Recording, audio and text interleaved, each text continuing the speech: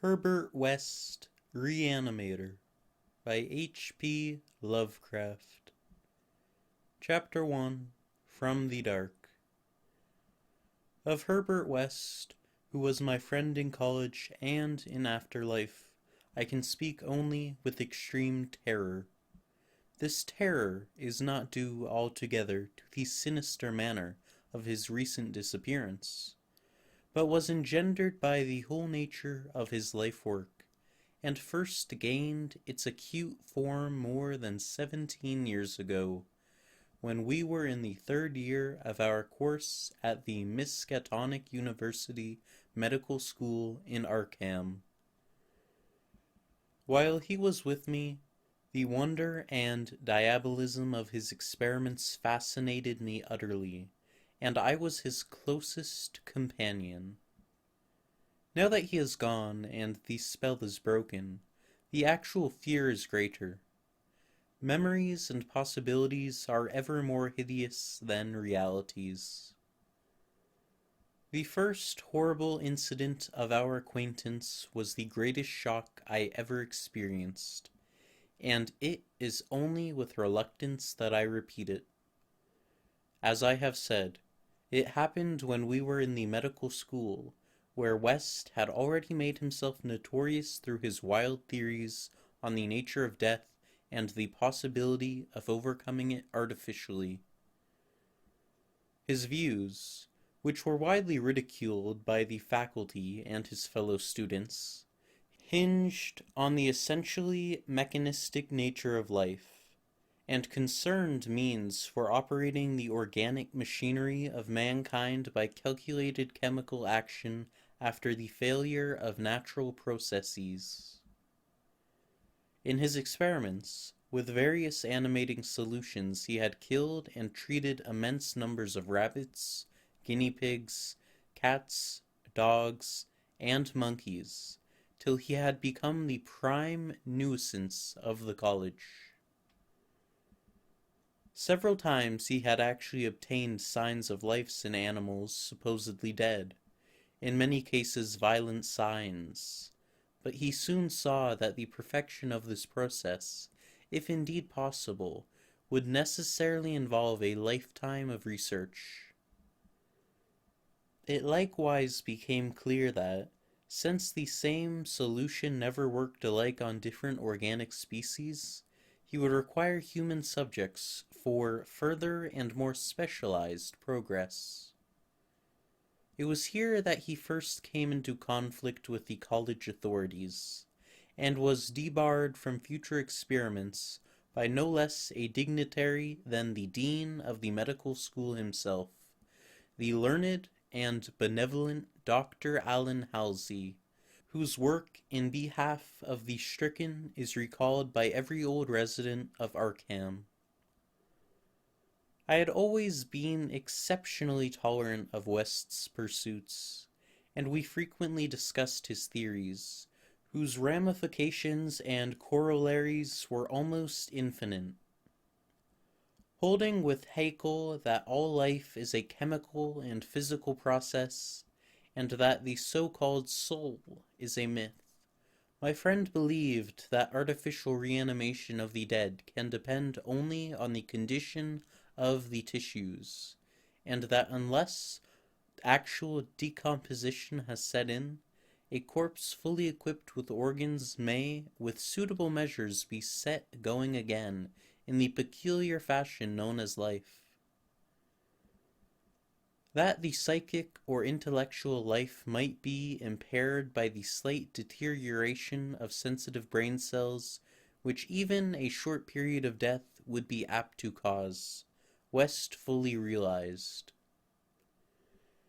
It had at first been his hope to find a reagent which would restore vitality before the actual advent of death, and only repeated failures on animals had shown him that the natural and artificial life motions were incompatible. He then sought extreme freshness in his specimens, injecting his solutions into the blood immediately after the extinction of life. It was this circumstance which made the professors so carelessly skeptical, for they felt that true death had not occurred in any case. They did not stop to view the matter closely and reasoningly. It was not long after the faculty had interdicted his work that West confided to me his resolution to get fresh human bodies in some manner, and continue in secret the experiments he could no longer perform openly. To hear him discussing ways and means was rather ghastly, for at the college we had never procured anatomical specimens ourselves. Whenever the morgue proved inadequate, 2 local Negroes attended to this matter, and they were seldom questioned. West was then a small, slender, spectacled youth with delicate features, yellow hair, pale blue eyes, and a soft voice, and it was uncanny to hear him dwelling on the relative merits of Christ Church Cemetery and the Potter's Field.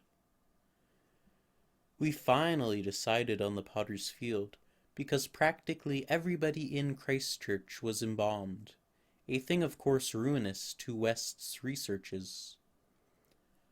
I was by this time his active and enthralled assistant, and helped him make all his decisions, not only concerning the source of bodies, but concerning a suitable place for our loathsome work. It was I who thought of the deserted Chapman farmhouse beyond Meadow Hill, where we fitted up on the ground floor an operating room and a laboratory, each with dark curtains to conceal our midnight doings.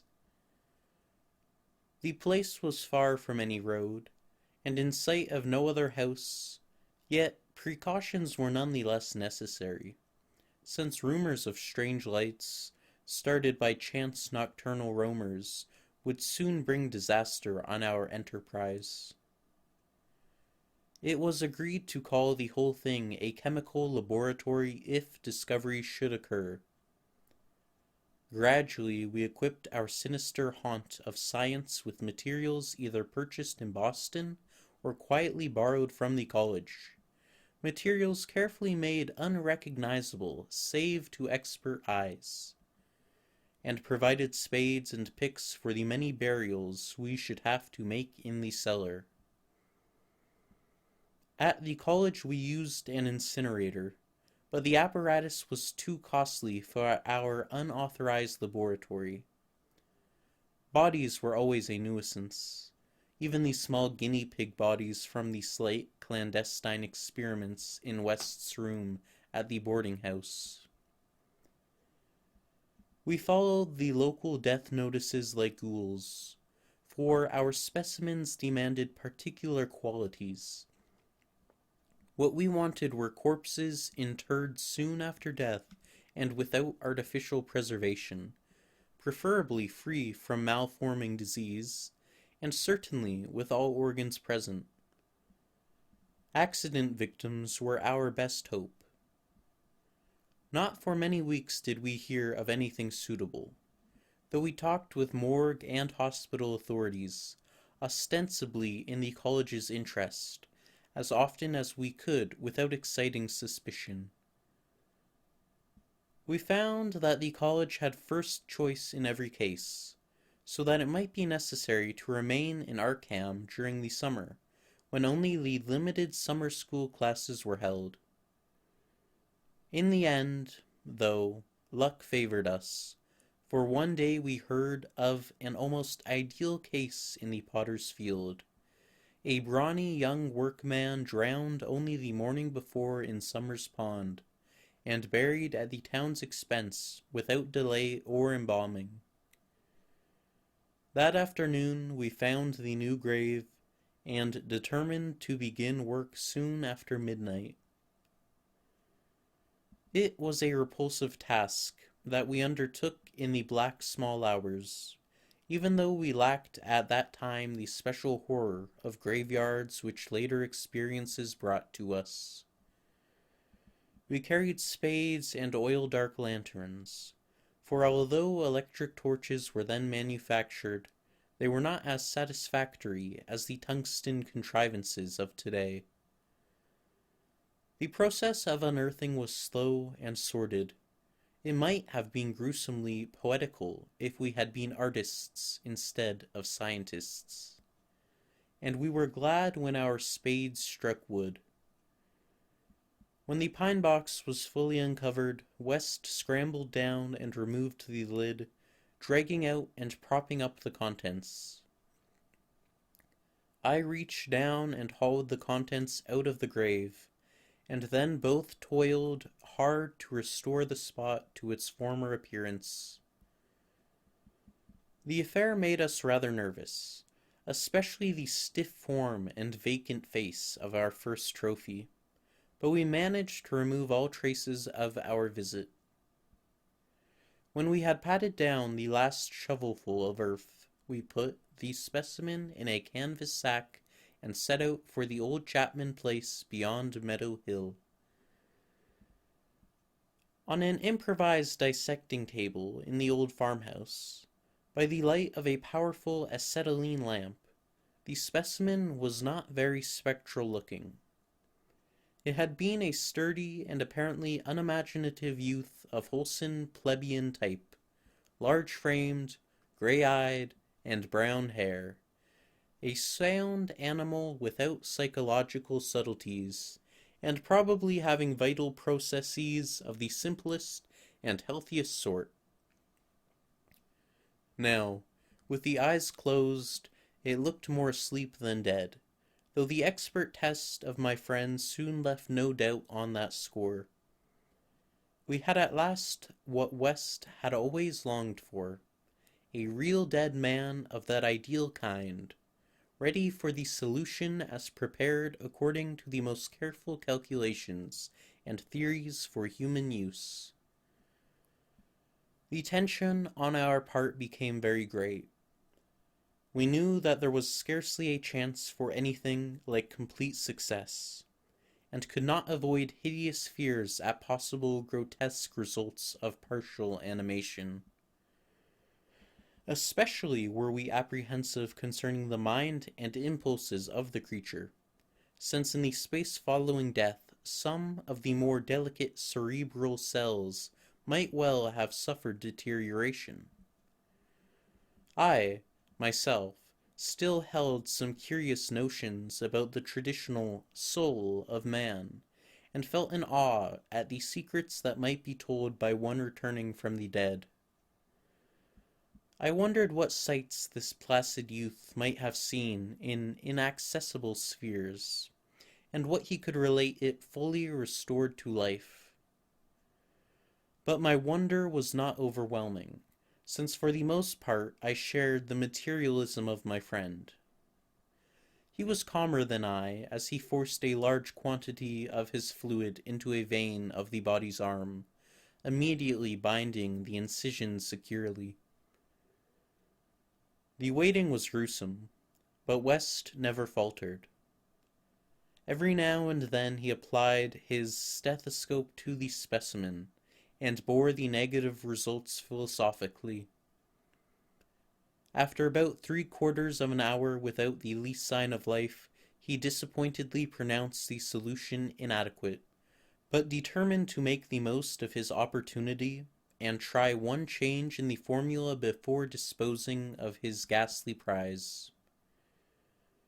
We had that afternoon dug a grave in the cellar, and would have to fill it by dawn, for although we had fixed a lock on the house, we wished to shun even the remotest risk of a ghoulish discovery. Besides, the body would not be even approximately fresh the next night. So taking the solitary acetylene lamp into the adjacent laboratory, we left our silent guest on the slab in the dark, and bent every energy to the mixing of a new solution, the weighing and measuring supervised by West with an almost fanatical care. The awful event was very sudden, and wholly unexpected. I was pouring something from one test tube to another, and West was busy over the alcohol blast lamp which had to answer for a Bunsen burner in this glassless edifice, when, from the pitch-black room we had left, there burst the most appalling and demonic succession of cries that either of us had ever heard. Not more unutterable could have been the chaos of hellish sound if the pit itself had opened to release the agony of the damned. For in one inconceivable cacophony was centered all the supernal terror and unnatural despair of animate nature. Human it could not have been. It is not in man to make such sounds. And without a thought of our late employment or its possible discovery, both West and I leaped to the nearest window like stricken animals, overturning tubes, lamp, and retorts, and vaulting madly into the starred abyss of the rural night. I think we screamed ourselves as we stumbled frantically toward the town, though as we reached the outskirts we put on a semblance of restraint, just enough to seem like belated revelers staggering home from a debauch. We did not separate, but managed to get to West's room, where we whispered with the gas up until dawn. By then we had calmed ourselves a little with rational theories and plans for investigation, so that we could sleep through the day, classes being disregarded. But that evening 2 items in the paper, wholly unrelated, made it again impossible for us to sleep. The old deserted Chapman house had inexplicably burned to an amorphous heap of ashes that we could understand because of the upset lamp. Also, an attempt had been made to disturb a new grave in the potter's field, as if by futile and spadeless clawing at the earth. That we could not understand, for we had patted down the mold very carefully. And for 17 years after that, West would look frequently over his shoulder and complain of fancied footsteps behind him. Now he has disappeared. Chapter 2. The Plague Demon. I shall never forget that hideous summer 16 years ago, when like a noxious afrite from the halls of Eblis typhoid stalked deleeringly through Arkham. It is by that satanic scourge that most recall the year, for truly terror brooded with bat wings over the piles of coffins in the tombs of Christchurch Cemetery. Yet for me there is greater horror in that time, a horror known to me alone now that Herbert West has disappeared. West and I were doing postgraduate work in summer classes at the medical school of Miskatonic University, and my friend had attained a wide notoriety because of his experiments leading toward the revivification of the dead. After the scientific slaughter of uncounted small animals, the freakish work had ostensibly stopped by order of our skeptical dean, Dr. Allen Halsey, though West had continued to perform certain secret tests in his dingy boarding-house room, and had on one terrible and unforgettable occasion taken a human body from its grave in the Potter's Field to a deserted farmhouse beyond Meadow Hill. I was with him on that odious occasion, and saw him inject into the still veins the elixir which he thought would to some extent restore life's chemical and physical processes. It had ended horribly, in a delirium of fear which we gradually came to attribute to our own overwrought nerves, and West had never afterward been able to shake off a maddening sensation of being haunted and hunted. The body had not been quite fresh enough. It is obvious that to restore normal mental attributes a body must be very fresh indeed, and a burning of the old house had prevented us from bearing the thing. It would have been better if we could have known it was underground.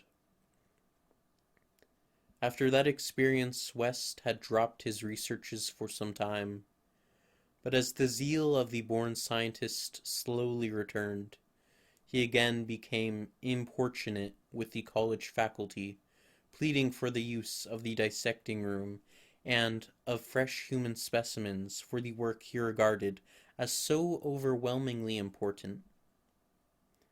His pleas, however, were wholly in vain, for the decision of Dr. Halsey was inflexible, and the other professors all endorsed the verdict of their leader. In the radical theory of reanimation, they saw nothing but the immature vagaries of a youthful enthusiast whose slight form, yellow hair, spectacled blue eyes, and soft voice gave no hint of the supernormal, almost diabolical, power of the cold brain within. I can see him now as he was then, and I shiver. He grew sterner of face, but never elderly. And now Sefton Asylum has had the mishap, and West has vanished. West clashed disagreeably with Dr. Hazley near the end of our last undergraduate term in a wordy dispute that did less credit to him than to the kindly dean in point of courtesy. He felt that he was needlessly and irrationally retarded in a supremely great work, a work which he could of course conduct to suit himself in later years, but which he wished to begin while still possessed of the exceptional facilities of the university.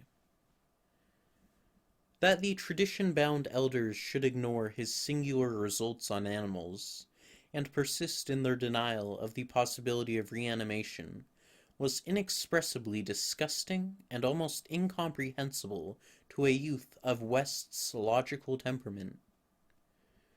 Only greater maturity could help him understand the chronic mental limitations of the Professor Doctor type, the product of generations of pathetic puritanism, kindly, conscientious, and sometimes gentle and amiable, yet always narrow, intolerant, custom-ridden, and lacking in perspective. Age has more charity for these incomplete yet high-souled characters, whose worst real vice is timidity, and who are ultimately punished by general ridicule for their intellectual sins. Sins like Ptolemism, Calvinism, anti-Darwinism, anti-Nietzscheism, and every sort of Sabbatarianism and sumptuary legislation. West, young despite his marvelous scientific acquirements, had scant patience with good Dr. Halsey and his erudite colleagues, and nursed an increasing resentment, coupled with a desire to prove his theories to these obtuse worthies in some striking and dramatic fashion. Like most youths, he indulged in elaborate daydreams of revenge, triumph, and final magnanimous forgiveness. And then had come the scourge, grinning and lethal, from the nightmare caverns of Tartarus.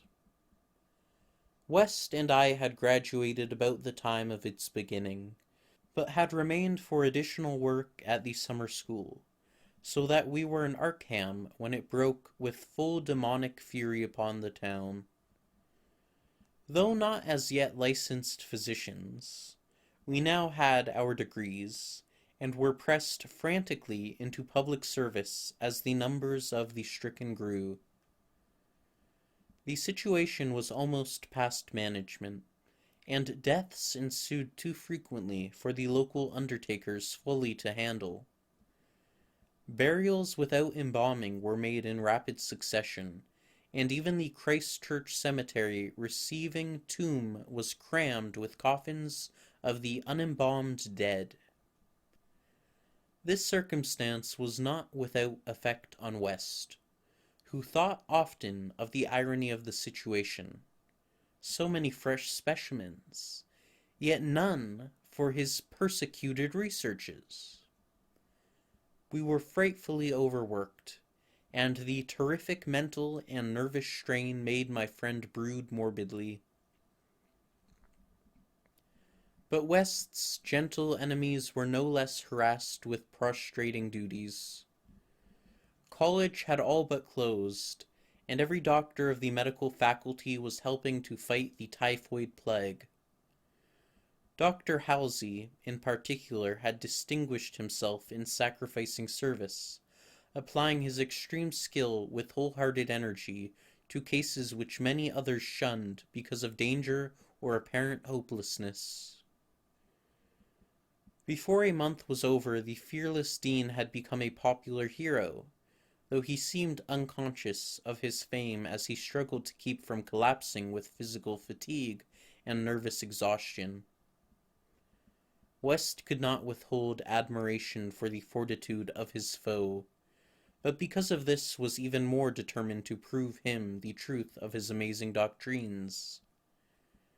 Taking advantage of the disorganization of both college work and municipal health regulations, he managed to get a recently deceased body smuggled into the university dissecting room one night, and in my presence injected a new modification of his solution.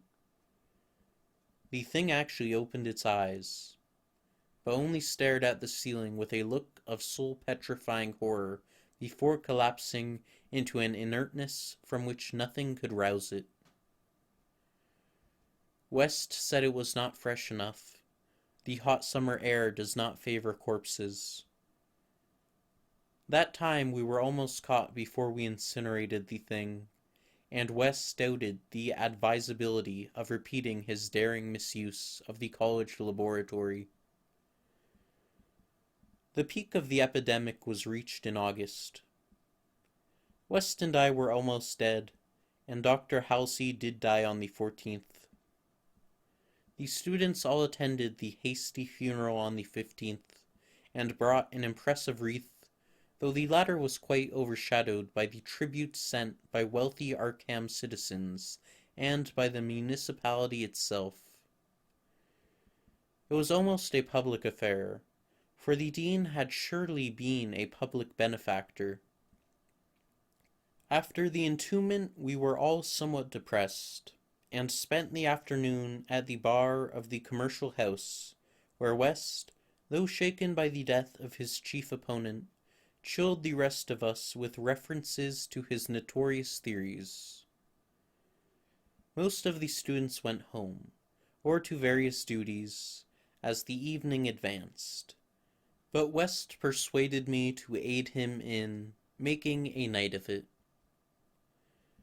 West's landlady saw us arrive at his room about 2 a.m, with a third man between us, and told her husband that we had all evidently dined and wined rather well. Apparently this acidulous matron was right, for about 3 a.m. the whole house was aroused by cries coming from West's room, where when they broke down the door they found the two of us unconscious on the blood-stained carpet, beaten, scratched, and mauled, and with the broken remnants of West's bottles and instruments around us. Only an open window told what had become of our assailant, and many wondered how he himself had faced after the terrific leap from the second story to the lawn which he must have made. There were some strange garments in the room, but West, upon regaining consciousness, said they did not belong to the stranger, but were specimens collected for bacteriological analysis in the course of investigations of the transmission of germ diseases. He ordered them burnt as soon as possible in the capacious fireplace. To the police we both declared ignorance of our late companion's identity. He was, West nervously said, a congenial stranger whom we had met at some downtown bar of uncertain location. We had all been rather jovial, and West and I did not wish to have our pugnacious companion hunted down. That same night saw the beginning of the second Arkham horror, the horror that to me eclipsed the plague itself. Christchurch Cemetery was the scene of a terrible killing, a watchman having been clawed to death in a manner not only too hideous for description, but raising a doubt as to the human agency of the deed. The victim had been alive considerably after midnight. The dawn revealed the unutterable thing. The manager of a circus at the neighboring town of Bolton was questioned, but he swore that no beast had at any time escaped from its cage. Those who found the body noted a trail of blood leading to the receiving tomb, where a small pool of red lay on the concrete just outside the gate.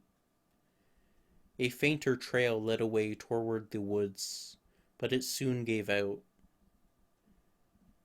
The next night devils danced on the roofs of Arkham, and unnatural madness howled in the wind. Through the fevered town had crept a curse which some said was greater than the plague, and which some whispered was the embodied demon soul of the plague itself. 8 houses were entered by a nameless thing which strewed red death in its wake.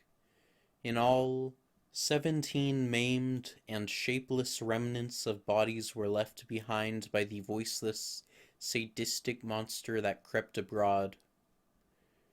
Shapeless remnants of bodies were left behind by the voiceless. A few persons had half seen it in the dark, and said it was white and like a malformed ape or anthropomorphic fiend. It had not left behind quite all that it had attacked, for sometimes it had been hungry. The number it had killed was 14. 3 of the bodies had been in stricken homes and had not been alive. On the 3rd night, frantic bands of searchers, led by the police, captured it in a house on Crane Street near the Miskatonic campus. They had organized the quest with care, keeping in touch by means of volunteer telephone stations, and when someone in the college district had reported hearing a scratching at a shuttered window, the net was quickly spread. On account of the general alarm and precautions, there were only 2 more victims, and the capture was effected without major casualties. The thing was finally stopped by a bullet, though not a fatal one, and was rushed to the local hospital amidst universal excitement and loathing. For it had been a man. This much was clear despite the nauseous eyes, the voiceless simianism, and the demonic savagery.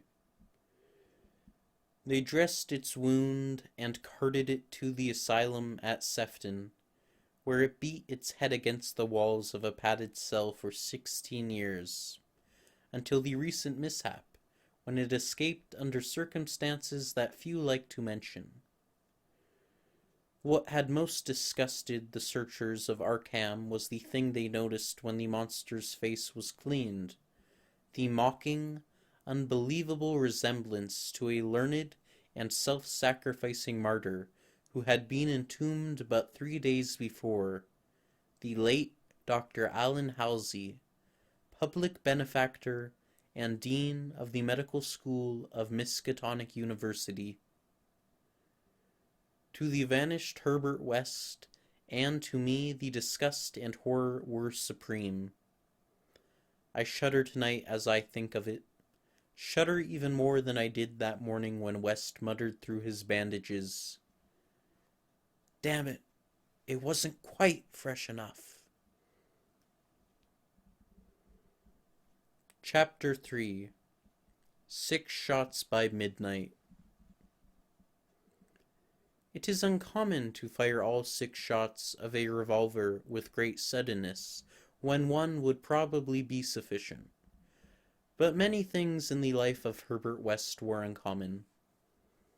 It is, for instance, not often that a young physician leaving college is obliged to conceal the principles which guide his selection of a home and office.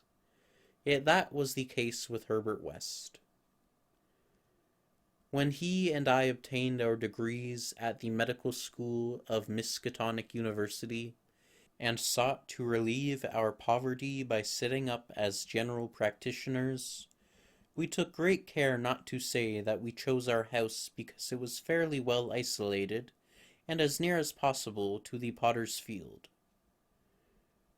Reticence such as this is seldom without a cause, nor indeed was ours, for our requirements were those resulting from a life-work distinctly unpopular.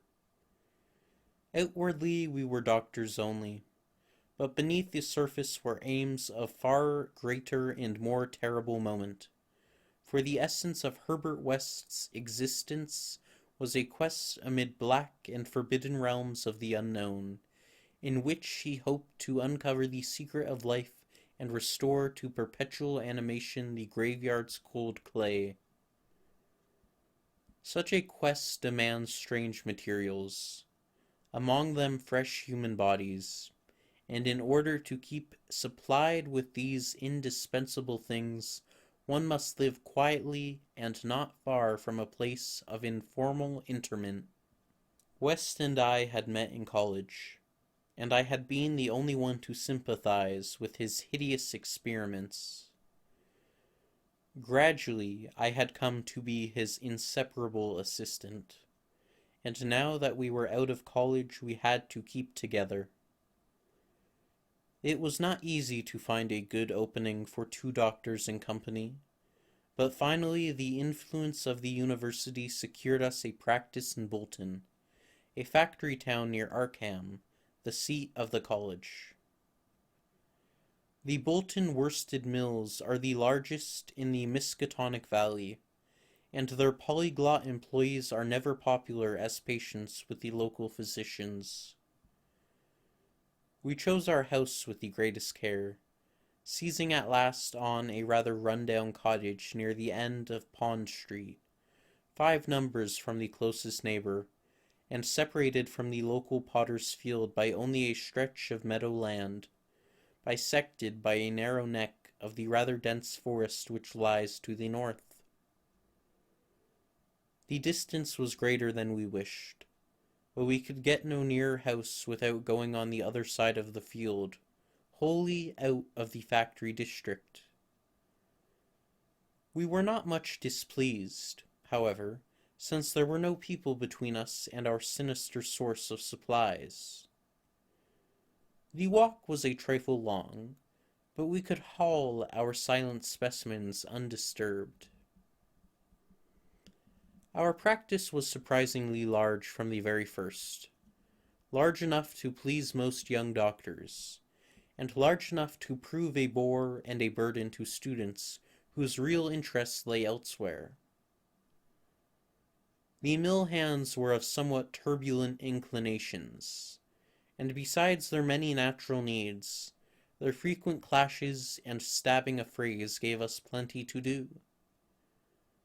But what actually absorbed our minds was the secret laboratory we had fitted up in the cellar. The laboratory with the long table under the electric lights, where in the small hours of the morning we often injected West's various solutions into the veins of the things we dragged from the potter's field. West was experimenting madly to find something which would start man's vital motions anew after they had been stopped by the thing we call death, but had encountered the most ghastly obstacles. The solution had to be differently compounded for different types. What would serve for guinea pigs would not serve for human beings, and different human specimens required large modifications. The bodies had to be exceedingly fresh, or the slight decomposition of brain tissue would render perfect reanimation impossible. Indeed, the greatest problem was to get them fresh enough. West had had horrible experiences during his secret college researches with corpses of doubtful vintage. The results of partial or imperfect animation were much more hideous than were the total failures, and we both held fearsome recollections of such things.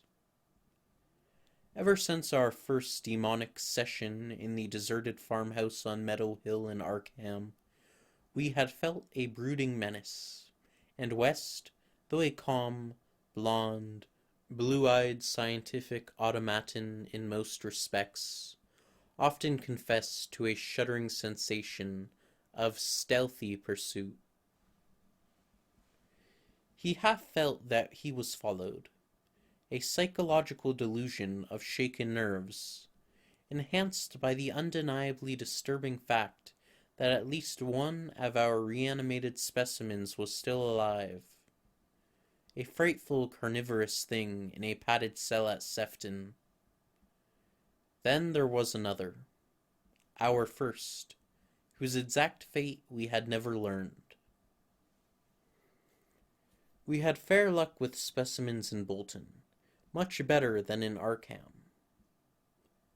We had not been settled a week before we got an accident victim on the very night of burial, and made it open its eyes with an amazingly rational expression before the solution failed. It had lost an arm. If it had been a perfect body, we might have succeeded better. Between then and the next January, we secured 3 more. 1 total failure, 1 case of marked muscular motion, and 1 rather shivery thing. It rose of itself and uttered a sound. Then came a period when luck was poor. Interments fell off, and those that did occur were of specimens either too diseased or too maimed for use. We kept track of all the deaths and their circumstances with systematic care. One March night, however, we unexpectedly obtained a specimen which did not come from the potter's field. In Bolton, the prevailing spirit of Puritanism had outlawed the sport of boxing, with the usual result. Surreptitious and ill-conducted bouts among the mill workers were common, and occasionally professional talent of low grade was imported. This late winter night there had been such a match, evidently with disastrous results, since 2 timorous Poles had come to us with incoherently whispered entreaties to attend to a very secret and desperate case. We followed them to an abandoned barn, where the remnants of a crowd of frightened foreigners were watching a silent black form on the floor. The match had been between Kid O'Brien, a lubberly and now quaking youth with a most un-Hibernian hooked nose, and Buck Robinson, the Harlem Smoke. The Negro had been knocked out, and a moment's examination showed us that he would permanently remain so. He was a loathsome, gorilla-like thing, with abnormally long arms which I could not help calling for legs, and a face that conjured up thoughts of unspeakable Congo secrets and tom-tom poundings under an eerie moon. The body must have looked even worse in life, but the world holds many ugly things. Fear was upon the whole pitiful crowd, for they did not know what the law would exact of them if the affair were not hushed up, and they were grateful when West, in spite of my involuntary shudders, offered to get rid of the thing quietly, for a purpose I knew too well. There was bright moonlight over the snowless landscape, but we dressed the thing and carried it home between us through the deserted streets and meadows, as we had carried a similar thing one horrible night in Arkham. We approached the house from the field in the rear, took the specimen in the back door and down the cellar stairs, and prepared it for the usual experiment. Our fear of the police was absurdly great, though we had timed our trip to avoid the solitary patrolman of that section. The result was warily anticlimactic. Ghastly as our prize appeared, it was wholly unresponsive to every solution we injected in its black arm, solutions prepared from experience with white specimens only. So as the hour grew dangerously near to dawn, we did as we had done with the others, dragged the thing across the meadows to the neck of the woods near the potter's field, and buried it there in the best sort of grave the frozen ground would furnish.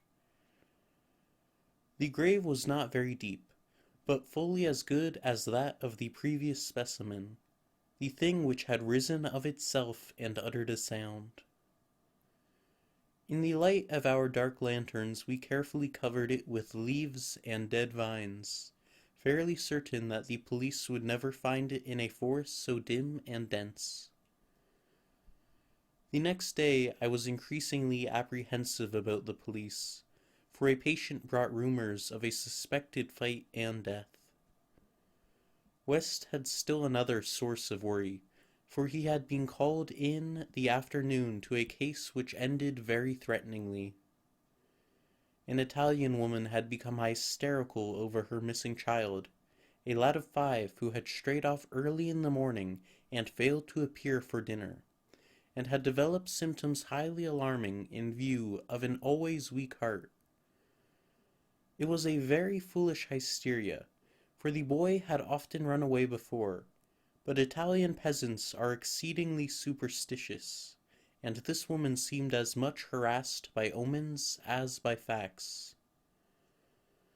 About 7 o'clock in the evening she had died, and her frantic husband had made a frightful scene in his efforts to kill West, whom he wildly blamed for not saving her life. Friends had held him when he drew a stiletto, but West departed amidst his inhuman shrieks, curses, and oaths of vengeance. In his latest affliction the fellow seemed to have forgotten his child, who was still missing as the night advanced.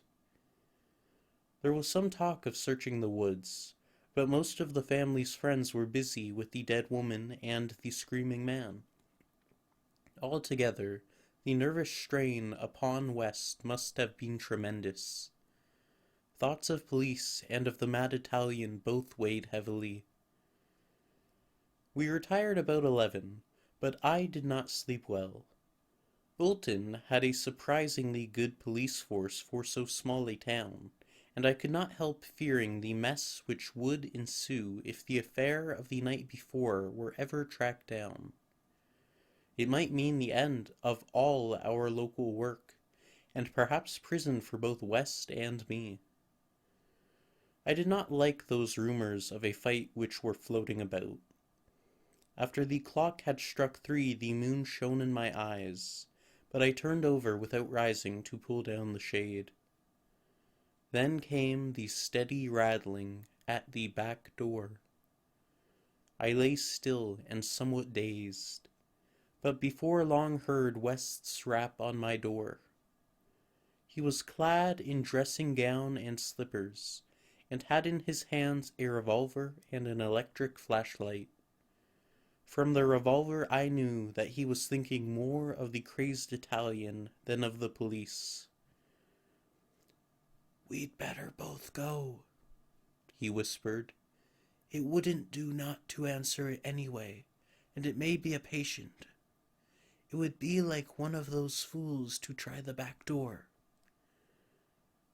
So we both went down the stairs on tiptoe, with a fear partly justified and partly that which comes only from the soul of the weird small hours. The rattling continued, growing somewhat louder. When we reached the door, I cautiously unbolted it and threw it open, and as the moon streamed revealingly down on the form silhouetted there, West did a peculiar thing. Despite the obvious danger of attracting notice and bringing down on our heads the dreaded police investigation, a thing which after all was mercifully averted by the relative isolation of our cottage, my friend suddenly, excitedly, and unnecessarily emptied all 6 chambers of his revolver into the nocturnal visitor.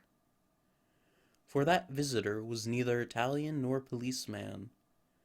Looming hideously against the spectral moon was a gigantic, mishappen thing not to be imagined save in nightmares, a glassy-eyed, ink-black apparition nearly on all fours, covered with bits of mold, leaves, and vines, foul with caked blood, and having between its glistening teeth a snow-white, terrible, cylindrical object terminating in a tiny hand. Chapter 4. The Scream of the Dead. The scream of a dead man gave to me that acute and added horror of Dr. Herbert West which harassed the latter years of our companionship. It is natural that such a thing as a dead man's scream should give horror, for it is obviously not a pleasing or ordinary occurrence. But I was used to similar experiences, hence suffered on this occasion only because of a particular circumstance. And as I have implied, it was not of the dead man himself that I became afraid. Herbert West, whose associate and assistant I was, possessed scientific interests far beyond the usual routine of a village physician. That was why, when establishing his practice in Bolton, he had chosen an isolated house near the Potter's Field. Briefly and brutally stated, West's soul-absorbing interest was a secret study of the phenomena of life and its cessation, leading toward the reanimation of the dead through injections of an excitant solution. For this ghastly experimenting, it was necessary to have a constant supply of very fresh human bodies. Very fresh because even the least decay hopelessly damaged the brain structure, and human because we found that the solution had to be compounded differently for different types of organisms. Scores of rabbits and guinea pigs had been killed and treated, but their trail was a blind one. West had never fully succeeded because he had never been able to secure a corpse sufficiently fresh. What he wanted were bodies from which vitality had only just departed, bodies with every cell intact and capable of receiving again the impulse toward that mode of motion called life. There was hope that this second and artificial life might be made perpetual by repetitions of the injection, but we had learned that an ordinary natural life would not respond to the action. To establish the artificial motion, natural life must be extinct. The specimens must be very fresh, but genuinely dead. The awesome quest had begun when West and I were students at the Miskatonic University Medical School in Arkham, vividly conscious for the first time of the thoroughly mechanical nature of life. That was 7 years before, but West looked scarcely a day older now. He was small, blond, clean-shaven, soft-voiced, and spectacled, with only an occasional flash of a cold blue eye to tell of the hardening and growing fanaticism of his character under the pressure of his terrible investigations. Our experiences had often been hideous in the extreme, the results of defective reanimation, when lumps of graveyard clay had been galvanized into morbid, unnatural, and brainless motion by various modifications of the vital solution. One thing had uttered a nerve-shattering scream, Another had risen violently, beaten us both to unconsciousness, and run amok in a shocking way before it could be placed behind asylum bars. Still another, a loathsome African monstrosity, had clawed out of its shallow grave and done a deed. West had had to shoot that object. We could not get bodies fresh enough to show any trace of reason when reanimated. So had perforce created nameless horrors. It was disturbing to think that one, perhaps two, of our monsters still lived. That thought haunted us shadowingly, till finally West disappeared under frightful circumstances. But at the time of the scream in the cellar laboratory of the isolated Bolton cottage, our fears were subordinate to our anxiety for extremely fresh specimens. West was more avid than I, so that it almost seemed to me that he looked half covetously at any very healthy living physique. It was in July, 1910, that the bad luck regarding specimens began to turn. I had been on a long visit to my parents in Illinois, and upon my return found West in a state of singular elation. He had, he told me excitedly, in all likelihood solved the problem of freshness through an approach from an entirely new angle, that of artificial preservation. I had known that he was working on a new and highly unusual embalming compound, and was not surprised that it had turned out well, but until he explained the details I was rather puzzled as to how such a compound could help in our work, since the objectionable staleness of the specimens was largely due to delay occurring before we secured them. This, I now saw, West had clearly recognized, creating his embalming compound for future rather than immediate use, and trusting to fate to supply again some very recent and unburied corpse, as it had years before when we obtained the Negro killed in the Bolton prize fight. At last fate had been kind, so that on this occasion where lay in the secret cellar laboratory a corpse whose decay could not by any possibility have begun, what would happen on reanimation, and whether we could hope for a revival of mind and reason, West did not venture to predict. The experiment would be a landmark in our studies, and he had saved the new body for my return, so that both might share the spectacle in accustomed fashion. West told me how he had obtained the specimen. It had been a vigorous man, a well-dressed stranger just off the train on his way to transact some business with the Bolton worsted mills. The walk through the town had been long, and by the time the traveler paused at our cottage to ask the way to the factories, his heart had become greatly overtaxed. He had refused a stimulant, and had suddenly dropped dead only a moment later. The body, as might be expected, seemed to West a heaven-sent gift. In his brief conversation, the stranger had made it clear that he was unknown in Bolton, and a search of his pockets subsequently revealed him to be one Robert Leavitt of St. Louis, apparently without a family to make instant inquiries about his disappearance. If this man could not be restored to life, no one would know of our experiment. We buried our materials in a dense strip of woods between the house and the potter's field.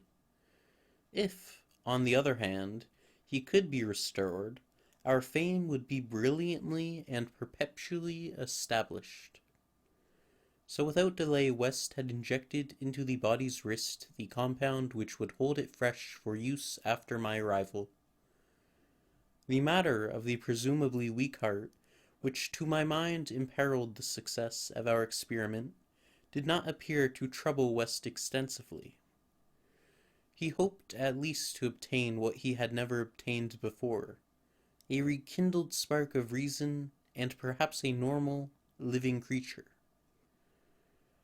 So on the night of July 18, 1910, Herbert West and I stood in the cellar laboratory and gazed at a white, silent figure beneath the dazzling arc light. The embalming compound had worked uncannily well, for as I stared fascinatedly at the sturdy frame which had lain 2 weeks without stiffening, I was moved to seek West's assurance that the thing was really dead. This assurance he gave readily enough, reminding me that the reanimating solution was never used without careful tests as to life, since it could have no effect if any of the original vitality were present. As West proceeded to take preliminary steps, I was impressed by the vast intricacy of the new experiment, an intricacy so vast that he could trust no hand less delicate than his own. Forbidding me to touch the body, he first injected a drug in the wrist just beside the place his needle had punctured when injecting the embalming compound. This, he said, was to neutralize the compound and release the system to a normal relaxation so that the reanimating solution might freely work when injected. Slightly later, when a change and a gentle tremor seemed to affect the dead limbs, West stuffed a pillow-like object violently over the twitching face, not withdrawing it until the corpse appeared quiet and ready for our attempt at reanimation. The pale enthusiast now applied some last perfunctory tests for absolute lifelessness, withdrew satisfied, and finally injected into the left arm an accurately measured amount of the vital elixir prepared during the afternoon with a greater care than we had used since college days, when our feet were new and groping. I cannot express the wild, breathless suspense with which we waited for the results on this first really fresh specimen, the first we could reasonably expect to open its lips in rational speech, perhaps to tell of what it had seen beyond the unfathomable abyss. West was a materialist, believing in no soul and attributing all the working of consciousness to bodily phenomena. Consequently, he looked for no revelation of hideous secrets from gulfs and caverns beyond death's barriers. I did not wholly disagree with him theoretically, yet held vague instinctive remnants of the primitive faith of my forefathers, so that I could not help eyeing the corpse with a certain amount of awe and terrible expectation. Besides, I could not extract from my memory that hideous, inhuman shriek we heard on the night we tried our first experiment in the deserted farmhouse at Arkham. Very little time had elapsed before I saw the attempt was not to be a total failure. A touch of color came to cheeks hitherto chalk-white, and spread out under the curiously ample stubble of sandy beard. West, who had his hand on the pulse of the left wrist, suddenly nodded significantly, and almost simultaneously a mist appeared on the mirror inclined above the body's mouth.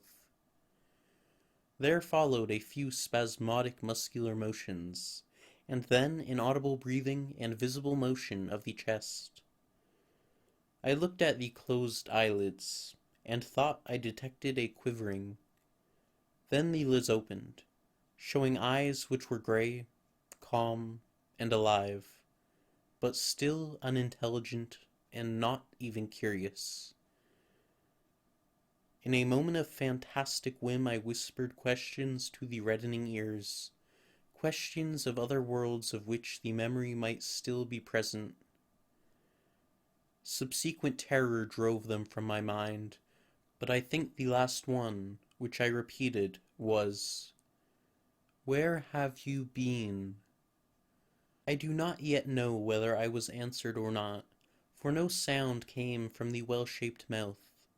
But I do know that at that moment I firmly thought the thin lips moved silently, forming syllables I would have vocalized as "only now," if that phrase had possessed any sense or relevancy. At that moment, as I say, I was elated with the conviction that the one great goal had been attained, and that for the first time a reanimated corpse had uttered distinct words impelled by actual reason. In the next moment there was no doubt about the triumph, no doubt that the solution had truly accomplished, at least temporarily, its full mission of restoring rational and articulate life to the dead.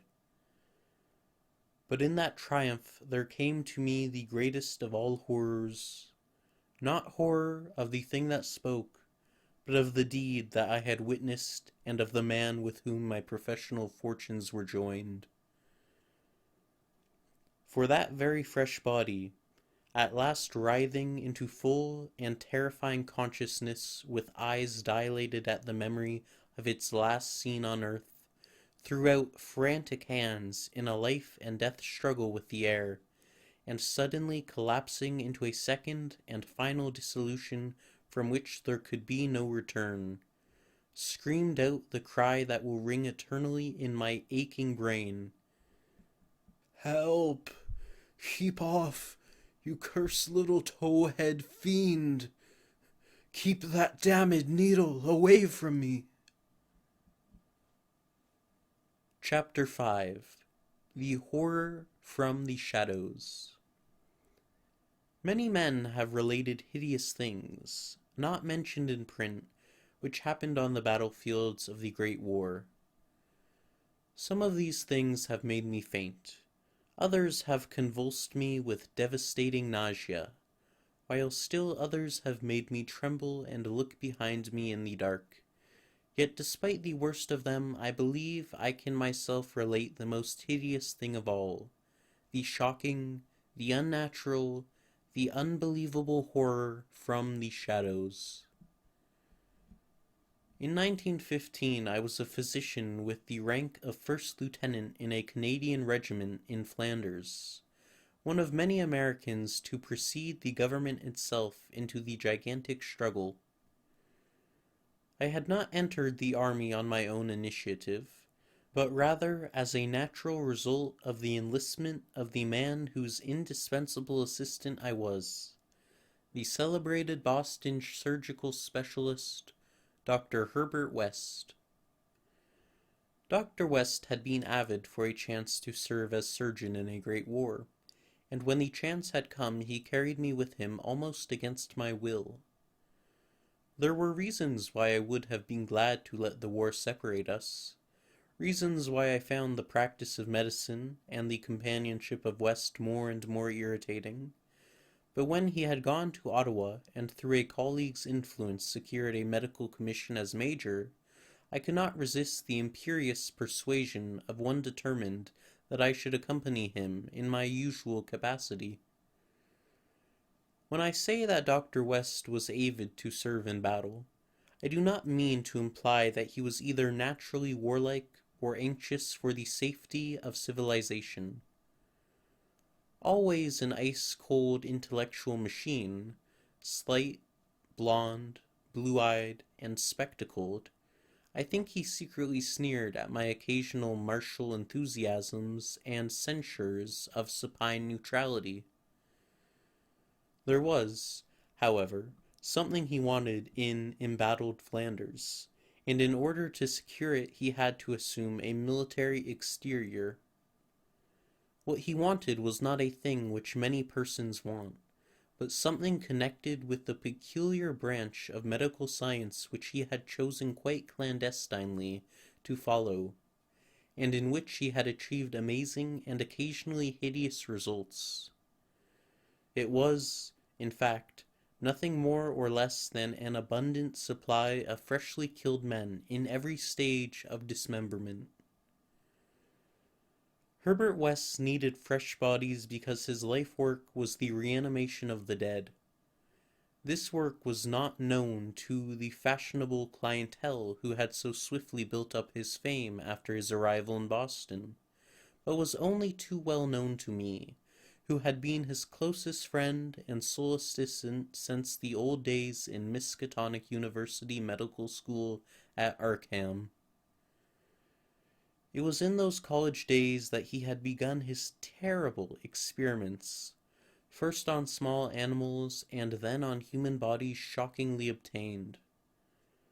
There was a solution which he injected into the veins of dead things, and if they were fresh enough they responded in strange ways. He had had much trouble in discovering the proper formula, for each type of organism was found to need a stimulus especially adapted to it. Terror stalked him when he reflected on his partial failures, nameless things resulting from imperfect solutions or from bodies insufficiently fresh.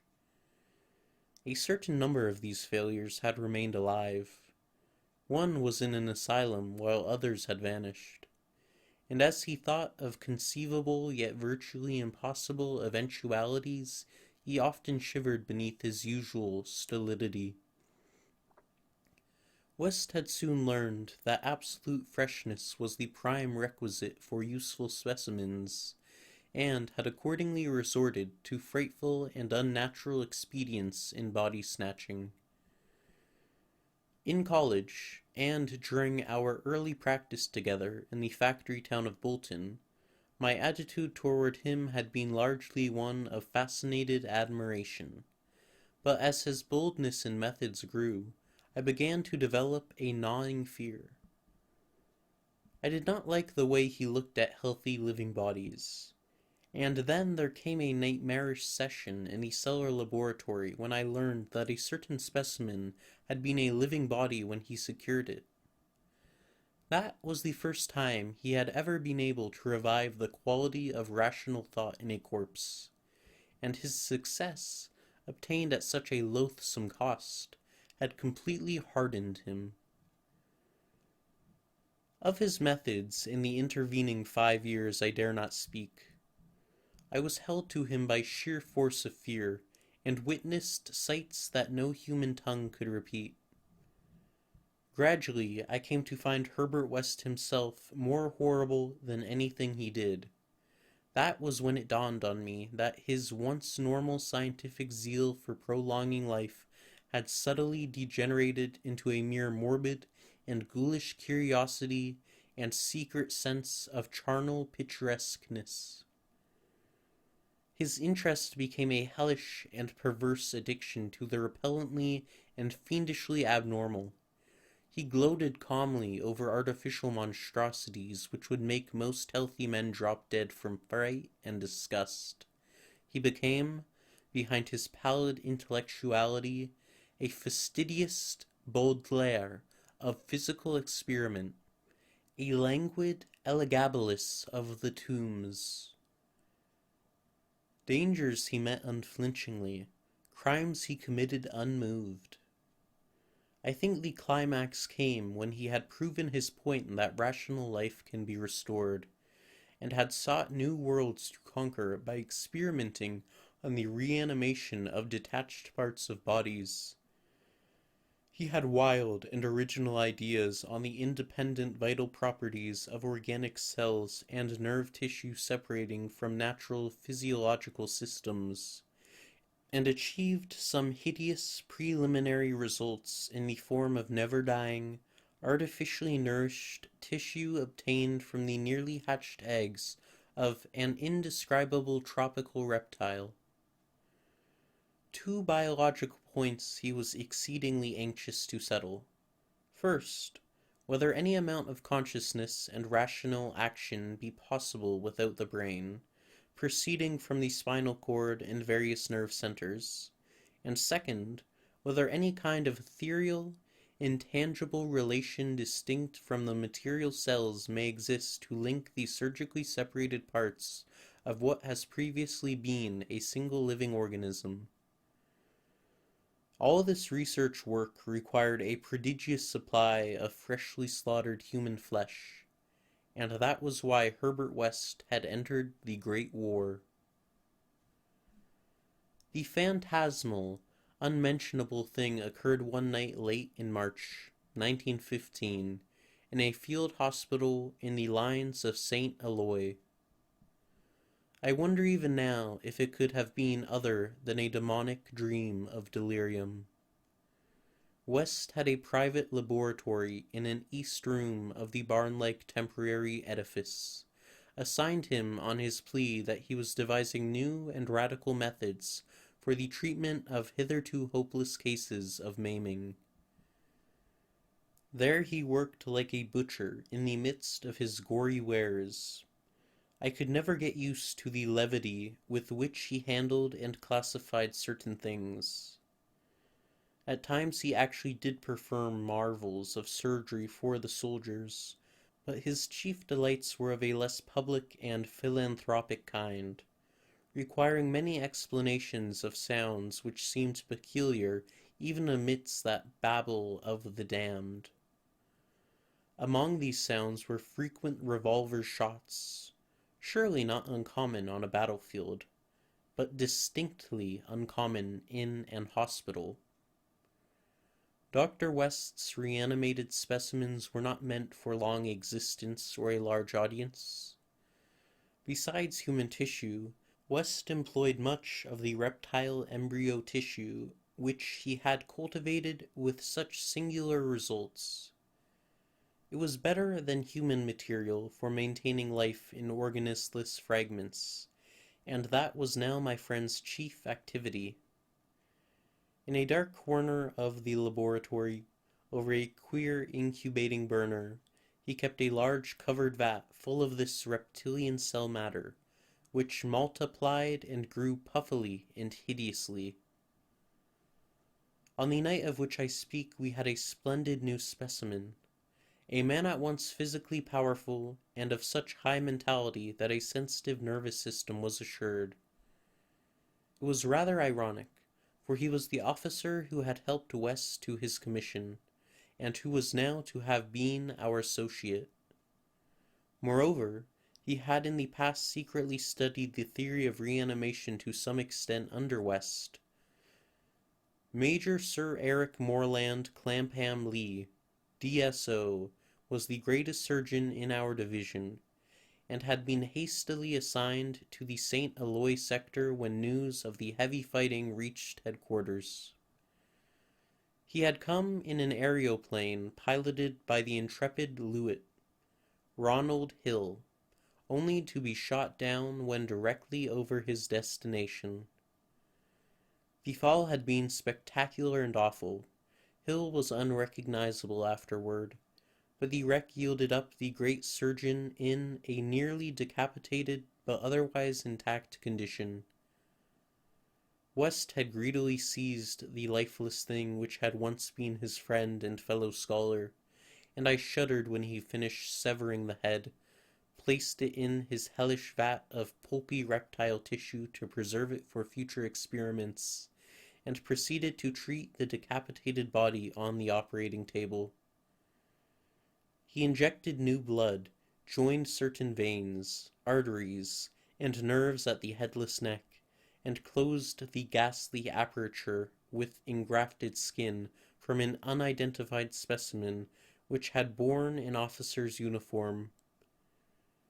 I knew what he wanted, to see if this highly organized body could exhibit, without its head, any of the signs of mental life which had distinguished Sir Eric Moreland Clapham Lee. Once a student of reanimation, this silent trunk was now gruesomely called upon to exemplify it. I can still see Herbert West under the sinister electric light as he injected his reanimating solution into the arm of the headless body. The scene I cannot describe. I should faint if I tried it, for there is madness in a room full of classified charnel things, with blood and lesser human debris almost ankle-deep on the slimy floor, and with hideous reptilian abnormalities sprouting, bubbling, and baking over a winking bluish-green specter of dim flame in a far corner of black shadows. The specimen, as West repeatedly observed, had a splendid nervous system. Much was expected of it, and as a few twitching motions began to appear, I could see the feverish interest on West's face. He was ready, I think, to see proof of his increasingly strong opinion that consciousness, reason, and personality can exist independently of the brain, that man has no central connective spirit, but is merely a machine of nervous matter, each section more or less complete in itself. In one triumphant demonstration, West was about to relegate the mystery of life to the category of myth. The body now twitched more vigorously, and beneath our avid eyes commenced to heave in a frightful way. The arms stirred disquietingly, the legs drew up, and various muscles contracted in a repulsive kind of writhing. Then the headless thing threw out its arms in a gesture which was unmistakably one of desperation, an intelligent desperation apparently sufficient to prove every theory of Herbert West. Certainly, the nerves were recalling the man's last act in life, the struggle to get free of the falling aeroplane. What followed, I shall never positively know. It may have been wholly an hallucination from the shock caused at that instant by the sudden and complete destruction of the building in a cataclysm of German shellfire. Who can gainsay it, since West and I were the only proved survivors? West liked to think that before his recent disappearance, but there were times when he could not, for it was queer that we both had the same hallucination. The hideous occurrence itself was very simple, notable only for what it implied. The body on the table had risen with a blind and terrible groping, and we had heard a sound. I should not call that sound a voice, for it was too awful. And yet its timbre was not the most awful thing about it. Neither was its message. It had merely screamed, "Jump, Ronald! For God's sake, jump!" The awful thing was its source, for it had come from the large covered vat in that ghoulish corner of crawling black shadows. Chapter 6. The Tomb Legions. When Dr. Herbert West disappeared a year ago, the Boston police questioned me closely. They suspected that I was holding something back, and perhaps suspected graver things, but I could not tell them the truth because they would not have believed it. They knew, indeed, that West had been connected with activities beyond the credence of ordinary men, for his hideous experiments in the reanimation of dead bodies had long been too extensive to admit of perfect secrecy, but the final soul-shattering catastrophe held elements of demonic fantasy which make even me doubt the reality of what I saw. I was West's closest friend and only confidential assistant. We had met years before, in medical school, and from the first I had shared his terrible researches. He had slowly tried to perfect a solution which, injected into the veins of the newly deceased, would restore life, a labor demanding an abundance of fresh corpses and therefore involving the most unnatural actions. Still more shocking were the products of some of the experiments, grisly masses of flesh that had been dead, but that West waked to a blind, brainless, nauseous animation. These were the usual results, for in order to reawaken the mind it was necessary to have specimens so absolutely fresh that no decay could possibly affect the delicate brain cells. This need for very fresh corpses had been West's moral undoing. They were hard to get, and one awful day he had secured his specimen while it was still alive and vigorous. A struggle, a needle, and a powerful alkaloid had transformed it to a very fresh corpse, and the experiment had succeeded for a brief and memorable moment, But West had emerged with a soul calloused and seared, and a hardened eye which sometimes glanced with a kind of hideous and calculating appraisal at men of a specially sensitive brain and a specially vigorous physique. Toward the last I became acutely afraid of West, for he began to look at me that way. People did not seem to notice his glances, but they noticed my fear, and after his disappearance used that as a basis for some absurd suspicions. West, in reality, was more afraid than I, for his abominable pursuits entailed a life of furtiveness and a dread of every shadow. Partly it was the police he feared, but sometimes his nervousness was deeper and more nebulous, touching on certain indescribable things into which he had injected a morbid life, and from which he had not seen that life depart.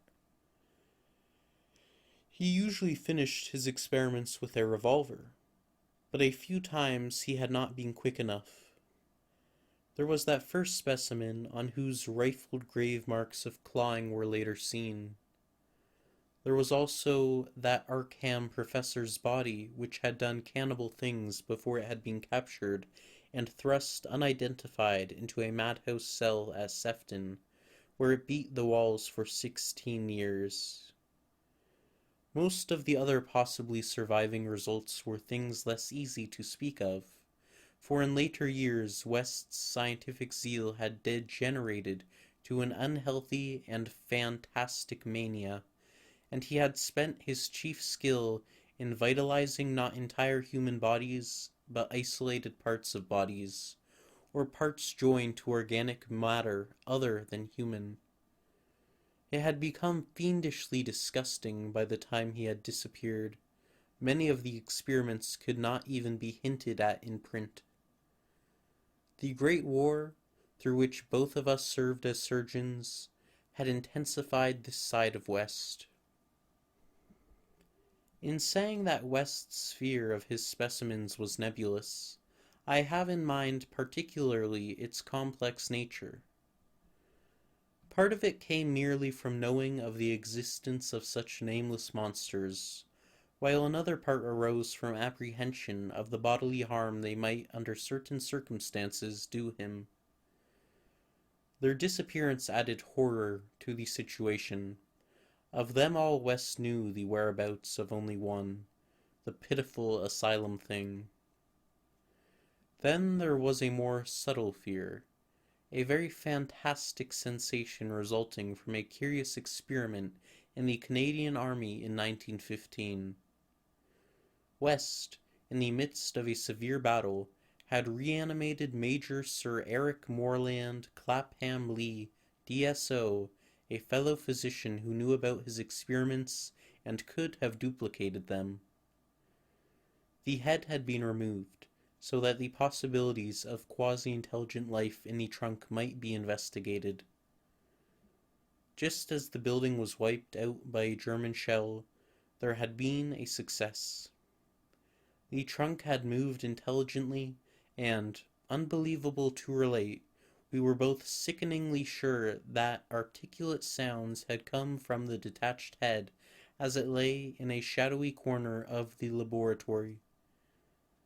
The shell had been merciful, in a way, but West could never feel as certain as he wished that we too were the only survivors.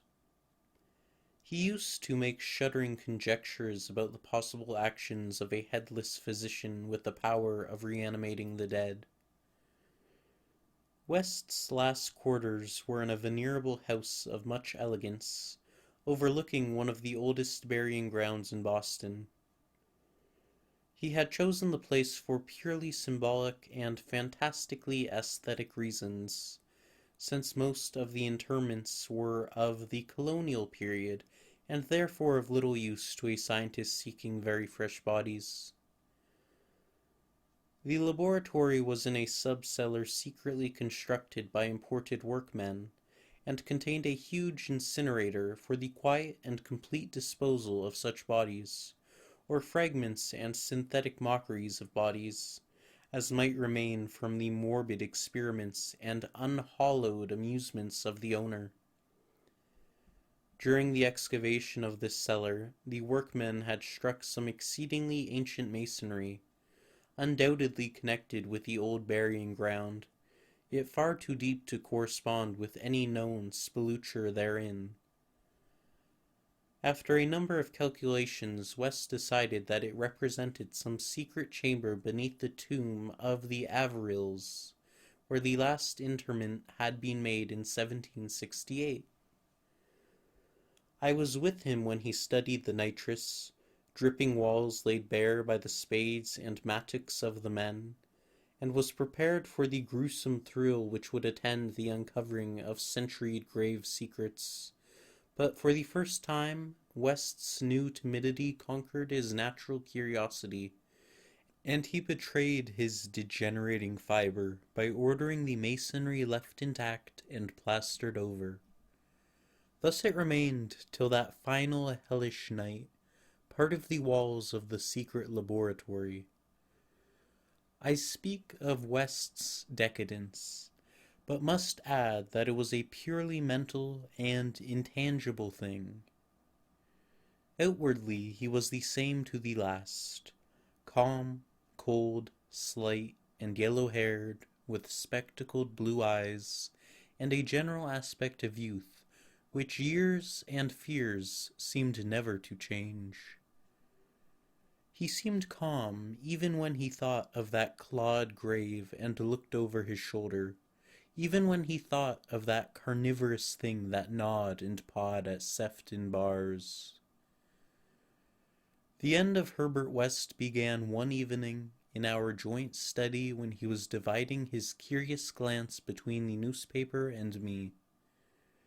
A strange headline item had struck at him from the crumpled pages, and a nameless Titan claw had seemed to reach down through 16 years.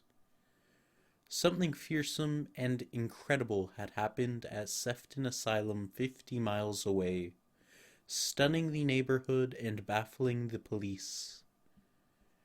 In the small hours of the morning, a body of silent men had entered the grounds, and their leader had aroused the attendants. It was a menacing military figure, who talked without moving his lips and whose voice seemed almost ventriloquially connected with an immense black case he carried.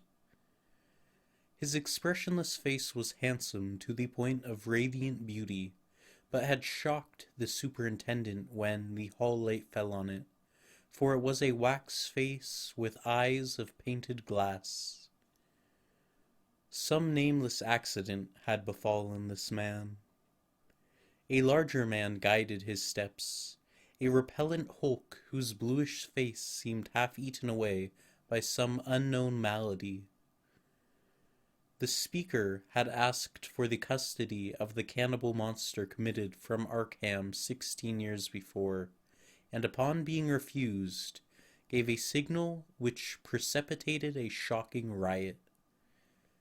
The fiends had beaten, trampled, and bitten every attendant who did not flee, killing 4 and finally succeeding in the liberation of the monster. Those victims who could recall the event without hysteria swore that the creature had acted less like men than like unthinkable automata guided by the wax-faced leader. By the time help could be summoned, every trace of the men and of their mad charge had vanished. From the hour of reading this item until midnight, West sat almost paralyzed. At midnight the doorbell rang, startling him fearfully. All the servants were asleep in the attic, so I answered the bell. As I have told the police, there was no wagon in the street, but only a group of strange-looking figures bearing a large square box, which they deposited in the hallway after one of them had grunted in a highly unnatural voice, "Express! Prepaid!" They filed out of the house with a jerky tread, and as I watched them go, I had an odd idea that they were turning toward the ancient cemetery on which the back of the house abutted. When I slammed the door after them, West came downstairs and looked at the box. It was about 2 feet square and bore West's correct name and present address. It also bore the inscription, "From Eric Moreland Clapham Lee, St. Aloy, Flanders." 6 years before, in Flanders, a shelled hospital had fallen upon the headless reanimated trunk of Dr. Clapham Lee, and upon the detached head which, perhaps, had uttered articulate sounds. West was not even excited now. His condition was more ghastly. "Quickly," he said. "It's the finish, but let's incinerate this." We carried the thing down to the laboratory, listening. I do not remember many particulars. You can imagine my state of mind. But it is a vicious lie to say it was Herbert West's body which I put into the incinerator. We both inserted the whole unopened wooden box, closed the door, and started the electricity. Nor did any sound come from the box, after all. It was West who first noticed the falling plaster on that part of the wall where the ancient tomb masonry had been covered up. I was going to run, but he stopped me. Then I saw a small black aperture, felt a ghoulish wind of ice, and smelled the charnel bowels of a putrescent earth. There was no sound, but just then the electric lights went out and I saw outlined against some phosphorescence of the netherworld a horde of silent toiling things which only insanity, or worse, could create. Their outlines were human, semi-human, fractionally human, and not human at all. The horde was grotesquely heterogeneous. They were removing the stones quietly, one by one, from the sentried wall.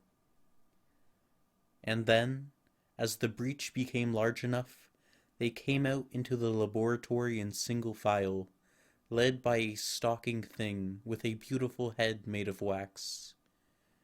A sort of mad-eyed monstrosity behind the leader seized on Herbert West. West did not resist or utter a sound.